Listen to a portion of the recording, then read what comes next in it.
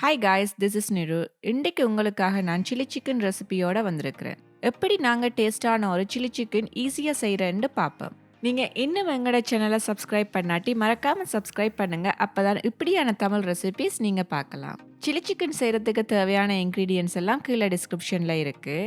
நான் இன்றைக்கு போன் இருக்கிற சிக்கன் எடுத்திருக்கிறேன். நீங்கள் போன்லெஸ் சிக்கனும் இந்த ரெசிபிக்கு யூஸ் பண்ணலாம். இன்றைக்கி நான் சில்லி சிக்கன் செய்கிறதுக்காக 3/4 கிலோ சிக்கன் எடுத்திருக்கிறேன். இப்போ நான் சிக்கனை மேரினேட் பண்ணுறதுக்காக அதில் 1/2 டீஸ்பூன் மஞ்சத்தூள், தேவையான அளவு உப்பு, 1/2 teaspoon ginger garlic paste, 2 table spoon chilli powder, 1/2 teaspoon black pepper powder, அதோட நான் 1 டீஸ்பூன் லெமன் ஜூஸும் சேர்க்குறேன். இது எல்லாம் சிக்கனோட நல்லா சேர்ற மாதிரி நான் கையால் மிக்ஸ் பண்ணி விடுறேன்.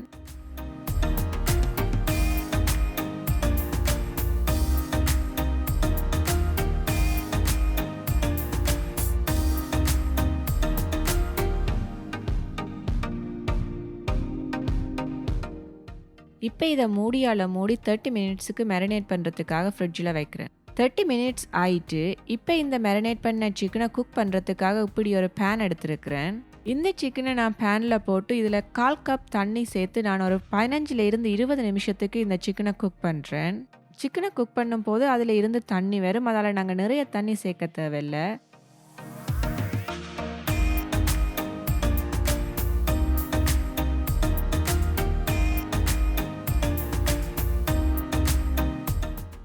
இப்போ இந்த சிக்கன் குக் ஆகிட்டு நான் இந்த சிக்கனையும் கிரேவியையும் தனித்தனியாக பிரித்து எடுக்கிறேன்.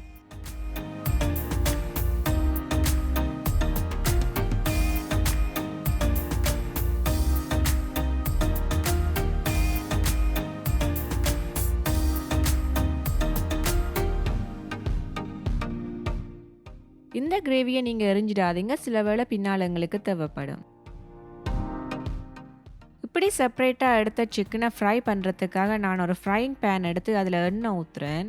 எண்ணெய் சூடானதும் அதில் சிக்கனை போட்டு ஃப்ரை பண்ணுறேன். நாங்கள் ஆல்ரெடி சிக்கனை குக் பண்ணதால் நிறைய நேரம் ஃப்ரை பண்ண தேவையில்லை. சிக்கன் லைட்டான கோல்டன் ப்ரௌன் கலர் ஆனதும் அதை இறக்கிடுவோம்.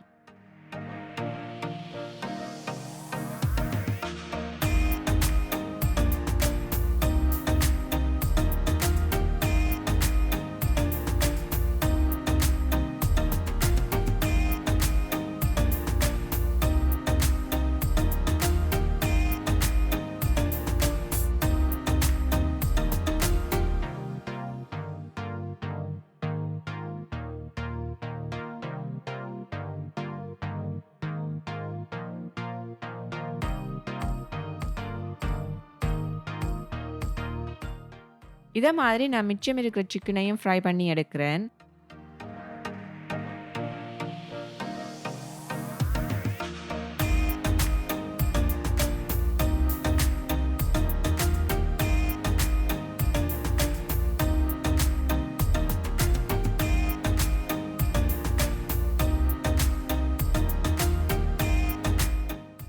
அடுத்ததாக சில்லி சிக்கன் செய்கிறதுக்காக ஒரு பேனில் 2 டேபிள் ஸ்பூன் கோகோனட் ஆயில் சேர்த்து சூடாக்குறேன்.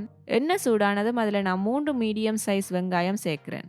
இன்றைக்கு நான் வெங்காயத்தை இப்படி நீளமாக வெட்டி இருக்கிறேன். வெங்காயம் குயிக்காக வதங்குறதுக்காக அதில் நான் கொஞ்சம் உப்பு சேர்க்குறேன்.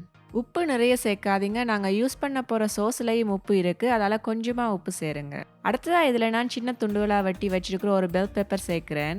நான் இன்றைக்கு 2 டிஃப்ரெண்ட் கலரான பெல் பெப்பரில் பாதி எடுத்துருக்கிறேன். நீங்கள் பெல் பெப்பருக்கு பதிலாக கறிமிளகாயும் யூஸ் பண்ணலாம். அடுத்ததாக நான் இதில் 1 table spoon ginger garlic paste சேர்க்குறேன். இது எல்லாத்தையும் நான் வதக்குறேன். நிறைய நேரம் வதக்க தேவையில்லை, வெங்காயம் டிரான்ஸ்பரண்டாக வந்தால் காணும், அப்போ தான் எங்களுக்கு சாப்பிடக்குள்ள அது நல்ல டேஸ்ட்டாக இருக்குது. இப்போ நான் இதில் ஃப்ரை பண்ணி வச்சிருக்கிற சிக்கனையும் சேர்த்து குயிக்காக மிக்ஸ் பண்ணுறேன்.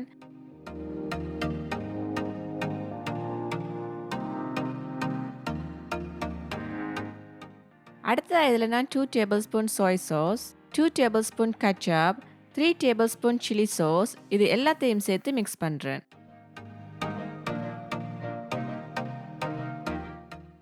அதோட நான் 1 table spoon chilli flakes, 1 teaspoon black pepper powder, இது எல்லாம் சேர்த்து நல்லா மிக்ஸ் பண்ணி விடுறேன்.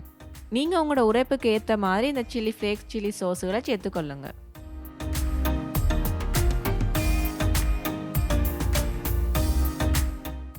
ஒருவேளை உங்களுக்கு சில்லி சிக்கன் ட்ரையா வந்துட்டேன்டா அல்லது உங்களுக்கு கிரேவியா வேணுமென்று சொன்னா, நாங்க முதல்ல எடுத்து வச்சிருக்கிற இந்த கிரேவிய கொஞ்சம் சேர்த்து நீங்க மிக்ஸ் பண்ணி விடலாம். உங்களுக்கு எந்த அளவுக்கு கிரேவி வேணுமென்றத பொறுத்து நீங்க சேர்த்துக்கொள்ளலாம். எனக்கு இந்த பதம் ஓகேயா இருக்கிறதால நான் இன்றைக்கு கிரேவி சேர்க்கல.